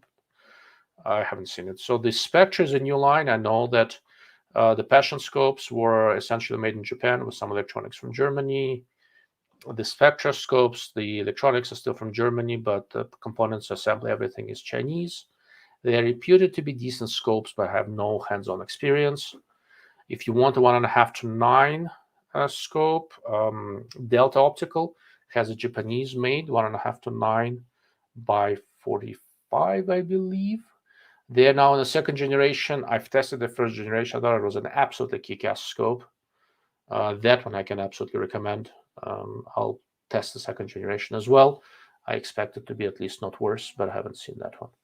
Other than that, there's not a ton of stuff in this general configuration range, other than the Leica Magnus 1.7 to 10, which is a lot more expensive, but it's a spectacular scope. If I had to vouch for something that's not hugely expensive, I'd be looking at Delta probably. All right. Yeah, so here's the comment on Palmetto State Armory. Steel case ammo. Yeah, it's going to take a while, but I'm glad they're doing it. Okay, Brian, this might be a dumb question, but I'm somewhat new to shooting. If my rifle isn't MOA or sub-MOA at 100, how do I zero my MD25 ACSS for 100 yards accurately? You shoot a... So the idea with zeroing a gun is that you never do it based on one shot, right?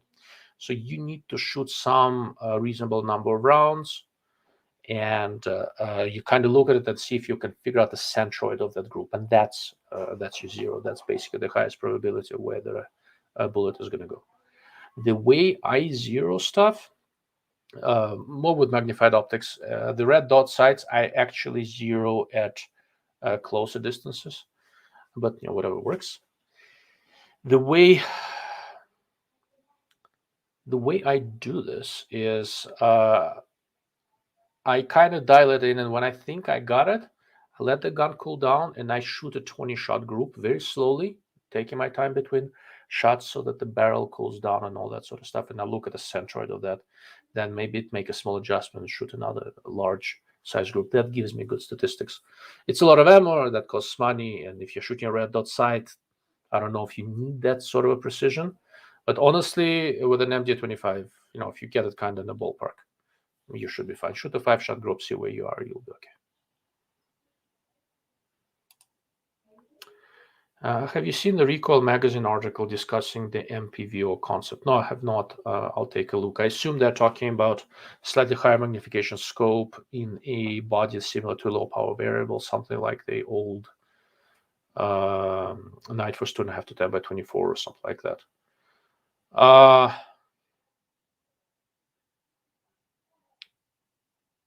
It's a nice way of saying this. For a general purpose use scope, on higher magnification, I want to maintain some sort of a reasonable objective diameter. The scope that I've been advocating for a long time and I can't get anybody to make for me would be something like 3 to 15 by 36. If I am not going to 1x on low power, I don't need to have a 24, 25 millimeter objective. I can make it a little bit bigger and have a good performance. In absence of that, 3 to 15 by 42, 4 to 20 by 50, something along those lines, as long as it's not too heavy, is probably a good option. Western Rifleman. Is the idea still true that an optic has to be more expensive than the firearm in today's market. That idea was never true, and it is not true now. There is no real relationship between the price of an optic and the price of the firearm. I've had the $4,000 Tangent Theater and a $600 gun, and it fit the application. It worked great. And I have a $400 3x prismatic on a $2,000 fancy AR, and that also fits the application. It works fine. Choose the gun and optic for what you want to do with it. There is no real relationship between the costs of the two. Oh, there we go. That's a comment. So that's the MPVO 315 and 318, and then a low power variable body. It relies on an offset RDS for close range. Once you are not going to 1 power on the low end, there's really no compelling reason to have an objective lens that small. Now, if you're already an offset size trying to keep things light, there are good reasons to not go for very large objective. For example, for my previously mentioned configuration, 3215 by 36, I've got a 4mm exit pupil on 9 power. It's plenty for most hunting, most normal things you're going to do. And that scope can be made fairly short. It'll work well with clip-ons. It has a lot of good advantages. It is not as good of a low-light scope as the larger stuff, but it'll beat the hell out of a similar quality low-power variable once your magnifications get past 8 or 9. Just curious on your thoughts and if it's doable. It's doable, but it's not a good idea, basically. If you are not going to 1 power, no need to constrain the objective so much. I'll look up that Recoil Magazine article, and if it's something worthwhile, I'll do a video on it. Maybe do a live cast, just kind of discuss it. Thank you for the tip.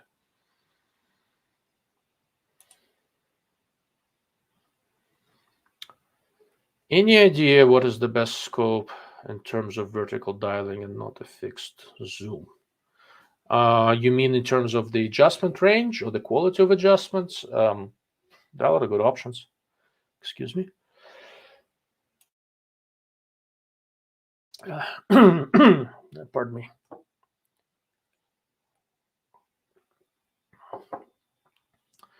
All the high-end scopes are generally good. Tangent Data, Zero Compromise, all are really, really good for this. There's not real practical differences. Zero Compromise has one of the larger adjustment ranges. I use both Zero Compromise and Tangent Data. March is really, really good. I have a couple of March 5 to 42 scopes, excellent turrets, perfect tracking. I have 2 of them, and I've been beating them up. They're really, really good. So can't really complain about that. Most of the high-end stuff, you stay away from IORs and stuff like that. It's generally good. Have you considered running for local office? No, not seriously. Kind of like the idea of working for a living. Being a leech does not appeal to me all that much. And given that I live in New Mexico, my chance of being elected is approximately 0. It's a blue state.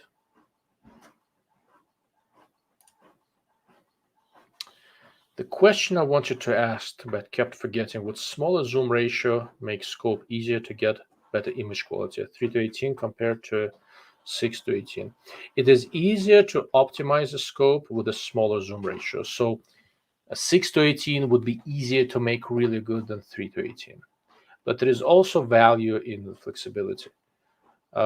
In times past, a 3-time erector system, basically 6:18 has a 3x, 3 times erector system. They were the norm.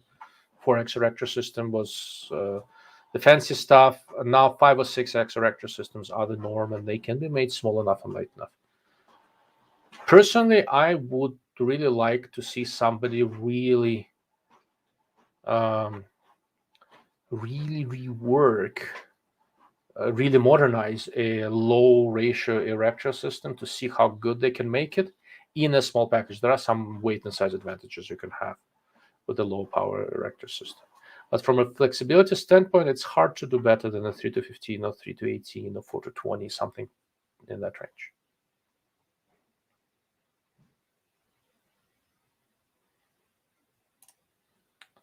Okay, Adjustment range.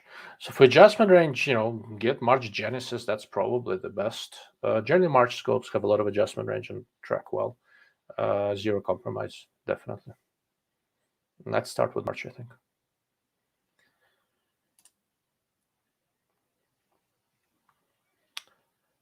Just saw the March Shorty 1 to 10. Do you have any thoughts on this? Yeah, I tested a couple of prototypes of the March 1 to 10 Shorty. It's an excellent scope. I think I have a video on that.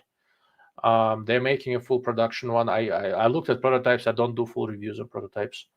I have a full production one coming this month or the next, and I'll do a proper review. It's a really nice scope. I think it's really excellent, but once again, having only seen the near production level prototypes, but still prototypes, I hesitate to do a full review.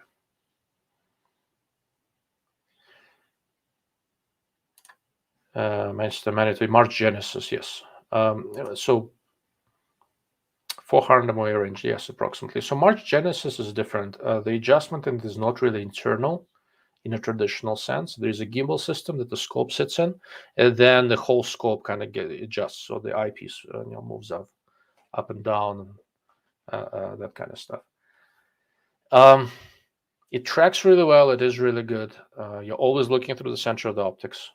You have so the optical quality is very consistent, but it's a lot of money and it's not lightweight, but it is very, very good. If you want the most adjustment without having to use external prisms like Take-Home and all that sort of stuff, and you have the money to spend, March Genesis should be on your list. Mr. Ertata, it's good to see you here, sir. Stay away from the government club, especially in leftist New Mexico. I plan to. First of all, I don't need a forensic analysis of my family history, which would happen if I were to run for office. 2, I'm not convinced I can get elected here, although we just had an election and the Albuquerque City Council, instead of being 6-3 Democrats, is now 6-3 Republicans. Go figure. It is center-right, not the real conservative. Third, I like bullshitting on the internet. I'm not convinced I want to bullshit for a living. I would not make a very good politician.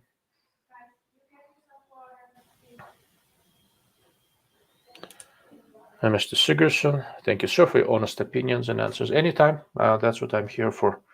It's another thing, guys. I know I repeat myself, but I'm not sponsored by anyone. My channel and all my efforts are directly supported by my audience. That's why there's memberships on YouTube and paying supporters on my locals website, darklordofoptics.com.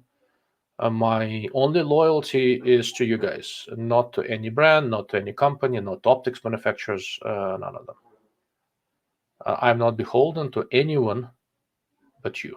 So you get an honest opinion. Might not always be what you want to hear, but you will get an honest opinion. Few have access to big game. Deer, bear, and populations are small, with many hunters using deer hunting preserves. Squirrels, raccoon, armadillos, etc. can be taken by 22 in pellet. Best yet, trapping. A very, very good point. I fully agree with that.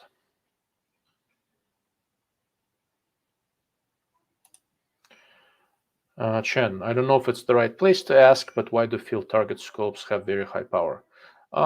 Once I open it up to a Q&A, you can ask anything you want. If I don't want to answer, I won't answer. In this case, there is a very specific reason. For field target, they're shooting mostly 17 caliber air guns that have comparatively steep trajectories, and the targets they're shooting at are stupid small. They're really, really tiny. So if you do not know the exact distance to the target, your chance of hitting it is pretty small. And laser rangefinders, all that are not allowed. So what they do, they calibrate their rifle scopes through the sight focus to what distance. They go home and they set up things at different distances, and they calibrate the sight focus wheel to know what focus distance corresponds to which distance to the target, what focus setting corresponds to which distance to the target. Then when they go to a competition, they find the target they need to shoot, they adjust the sight focus so that the target is perfectly sharp, and that tells them how far away it is, so they can then adjust the elevation or use the reticle to shoot at that really, really tiny target. The higher the magnification of the rifle scope, the shallower is the depth of field. So if you're trying to use it for range finding, you need a razor thin, super shallow depth of field, and that's why they're all very high magnification.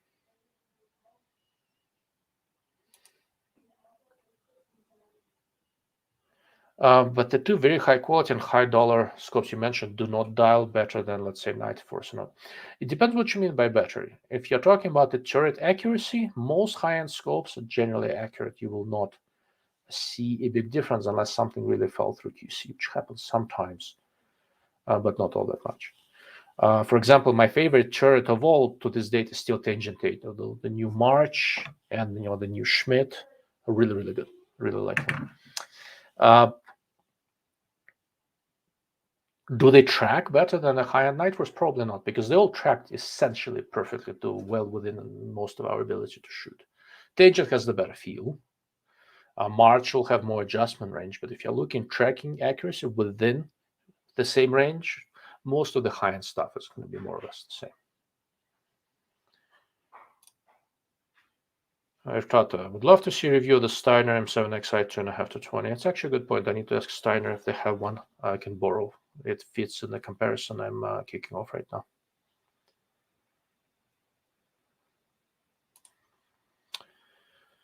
If you could only afford one option, would you get a thermal clip-on or the PVS-14 or similar NOD? Yeah, kind of depends on what you want to do. For the types of things that I find more important, I'd probably go thermal. Yeah. Basically, what happens is that for home defense and that kind of type of things, I don't really need night vision because I'm trained to use flashlights and faint ambient illumination, stuff like that. If I was trying to see something far away, if it's a warm object, I do better with thermals. I have a lot more mileage with it.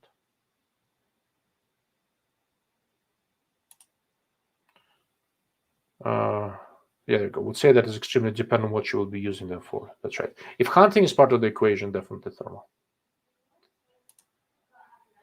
Is that true that Bushnell moved lots of their production to North Korea? How is it compared to Japan? Okay, he corrected. He meant South Korea. They've always had a line of scopes that were made in South Korea, and they still do. They expanded that a little bit. The quality is quite good. I don't think it's as good as Japan, but it's good. I've looked at them a little bit, not too much because their reticle selection clearly aims them at more hunting type of stuff, and I prefer more sophisticated reticles.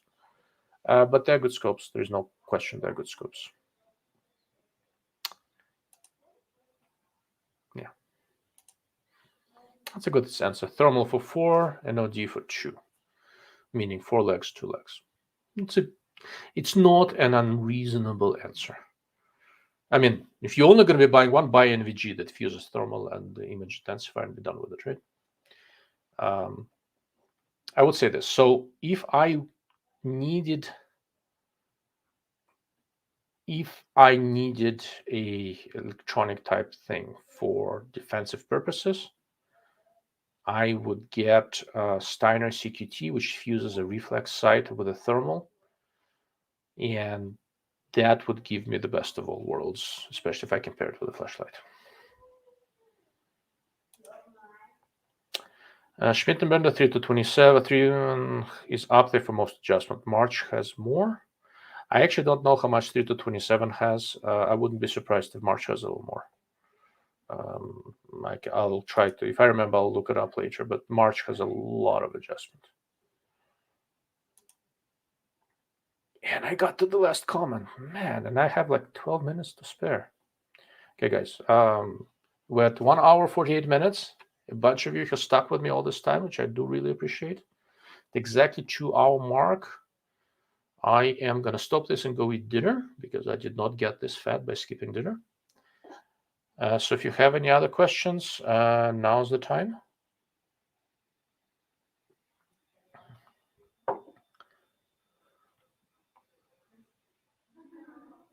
Uh, 39 mils. That's actually a lot. March is up there. The March Genesis is definitely a lot more than that. With the March 5 to 42, I am actually not 100% sure if it has more. Let me look.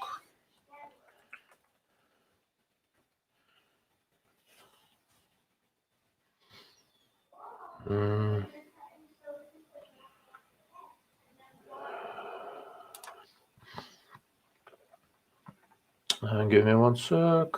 March 3 to 24 might have more. March 5 to 42. They have specs here, not. I don't see specs here. I'll pull it up later. I'll check.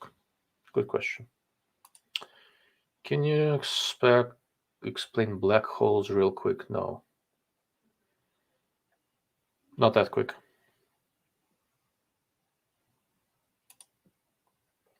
NV chat?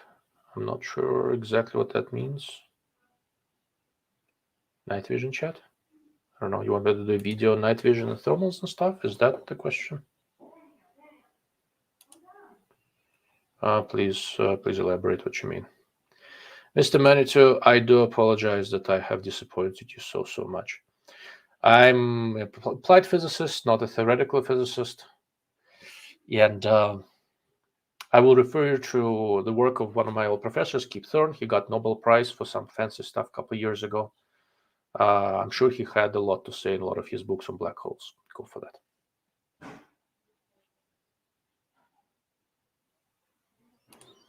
Okay, Mr. Slev Gans is now joined via comment, is trying to mess with me. It is a very nice scope. It's not in the running for the best optically.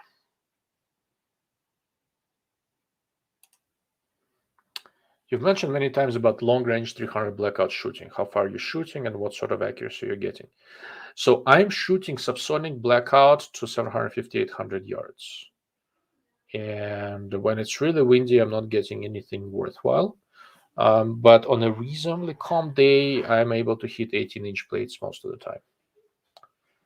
I've never tried shooting it on paper, but once I get everything properly dialed in, I can hit an 18-inch plate out of a 7-inch barrel about 80% of the time if its wind's not too bad.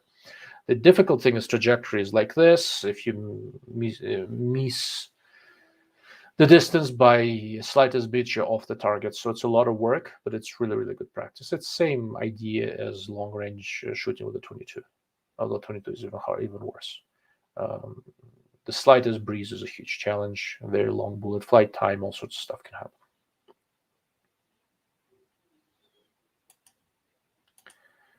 Night vision chat we should do. Yeah, we should. I need to get some props and walk you guys. I can do the technical stuff through the technology. I have less familiarity with commercial night vision stuff, just some of the higher end things.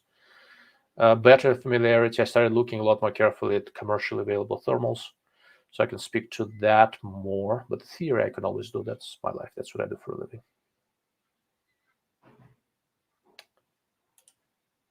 Mr. Sigurdsson, thank you for a great chat and explanations. You'll have a great time out there. Stay safe.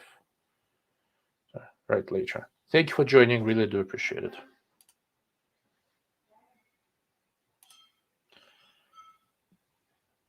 Okay, if Razor Gen 3 is same but 1 to 8 power, would it be better optically? I don't know, right?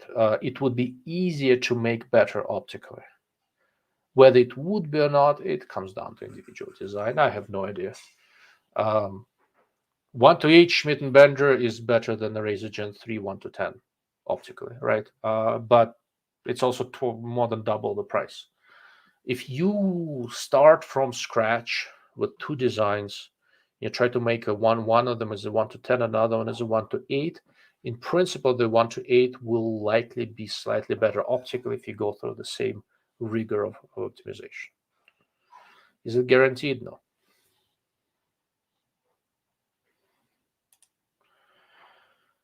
What projectiles are you using? How much drop at 800 yards? I use regular. There are a few different ones. I'm still putzing around with it. Some are 190, some are 220. 30 cal bullets, usually SMK, sometimes Nosler competition. How much drop? What was it? In the ballpark of 40 milliradian usually. Sometimes a little less, sometimes a little more. Depends on where I am shooting exactly, because I have different facilities at different ranges. Do you think we will see solar technology in low power variables? Do you mean like a solar cell on top that feeds the reticle illumination? Or are you talking about the fiber optic collectors? Because those already exist. Trigicon has been using them. Please specify what you mean. And then the answer is yes or no, maybe, and I can try to elaborate. Is Mark 262 the end-all be-all, or are there better options for stretching 56 out to 800 plus yards? No, so I have an AR. I've got a video coming out right now. It's for paid members only, but I'll release it to the wild eventually. The best for longer range shooting that I've tried is Hornady Superformance 75 grain. Where I live, it's a little bit of an altitude. It's legitimately supersonic past 900 yards, and I like it. It's an accurate ammo. It's a 75 grain tipped bullet, I believe.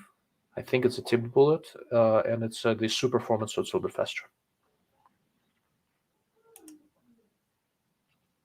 Solar cell like Holosuns. Is it possible? Yes. Are we going to see it? It's not clear. So for solar cells with red dot side, Holosun has a patent, and they have not been shy about enforcing it. If their patent extends to using a solar cell for aiming in all optics, including magnified optics, then we might never see it. I don't know. I don't think Holosun is interested in doing LPVOs, although who knows. Generally, it should be feasible. It should be doable. Whether we'll see it or not, I need to look at intellectual property and see. I really am not sure. I love those 75 AMAXs. I think I want to say they're AMAXs, but I just don't remember offhand. It's been a little while since I messed with those. I've been involved with other projects. Oh, that's interesting. I haven't found them to be mag loadable though. So Hornady loads its factory ammo. It's Hornady Superformance. You know what? Let me pull it up now because now I'm curious. Superformance F6 and okay. So no. So the 556 Superformance is 75 grain hollow point. It's not a tipped bullet. Sorry. And I could have sworn they had a Superformance pointed bullet. No, it's a hollow point. What was a pointed bullet? Maybe I'm confusing it with different. I have a bunch of different types of Superformance caliber for Superformance ammo for different calibers. The 56 is a hollow point bullet, not a tipped one.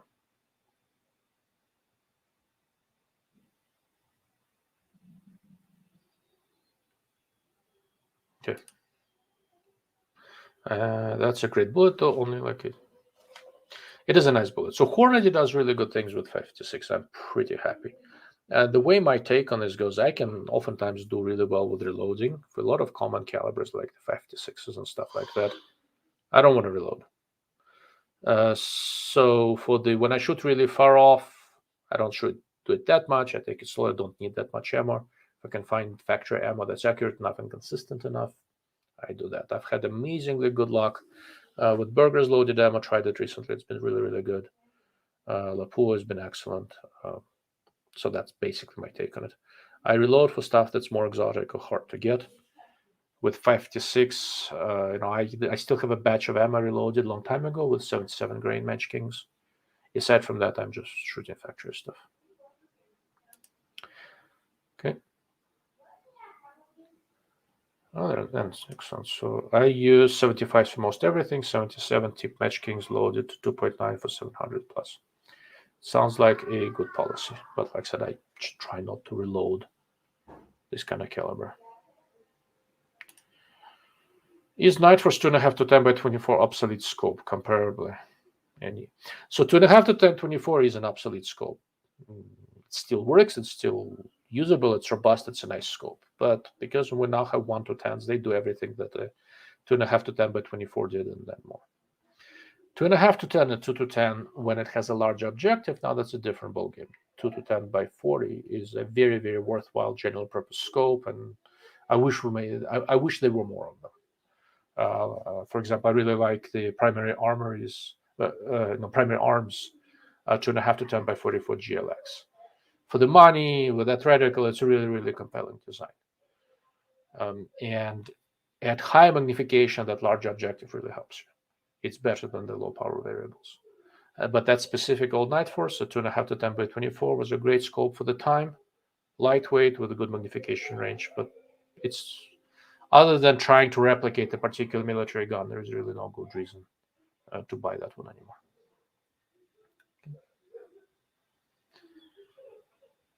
Okay, correction. Magazine length was 2.3, not 2.9. Reasonable correction. All right, gentlemen, we are at 2-hour mark. I really, really do appreciate you spending these 2 hours with me. I will post some notes in the show, in the video description, link to Slavgun's channel and a few others.